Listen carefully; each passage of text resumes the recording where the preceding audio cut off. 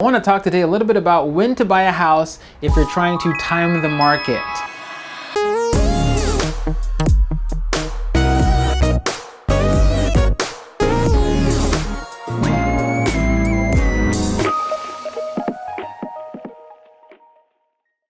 Hey, how's it going? It's Zap Martin with the Martin Group. I get a lot of questions from people that say, hey Zap, I think I want to buy a house, but I want to wait until the market crashes so I can get a discount.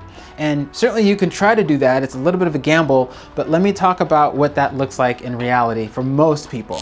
In 2007, we know things went way up and then they kind of started coming down 2008, 9, 10, and then bottomed out and went up again. So we're in 2019, we'll say that's somewhere around here, right? We can't say with an exact science if we're at the top of the market or near the top or what that's looking like. But let's say that we're here in 2019. Here's the thing, if you're buying a house today, that's $500,000. Now keep in mind, $500,000 could be a mansion in some places and a 2-bedroom condo other places, but you're buying a $500,000 place.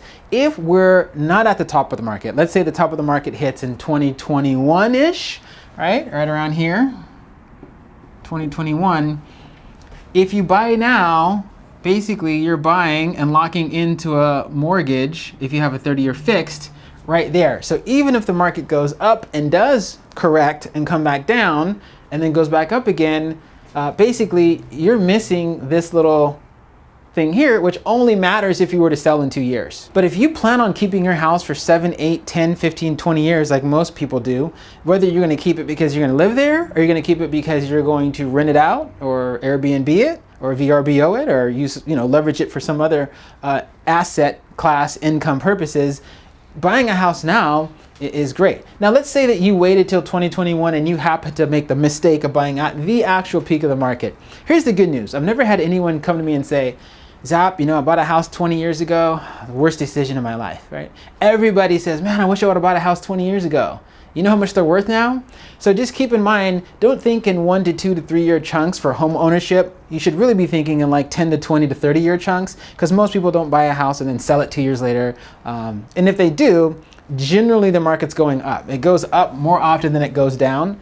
So again, if you're unlucky and you buy a house at the peak and you have to sell it at the trough, that's a bummer, but that's really, really rare. And in most cases, if you talk to me, we can talk through how you don't have to sell it. We can give you some other options so you don't have to sell it and you can hold on to it and wait till we go back up again. So here's just a quick graph, just to let you know. Again, if you have questions about this or you want to talk more in detail, let me know. I love to help people strategizing about when to buy and how to buy real estate. Take care.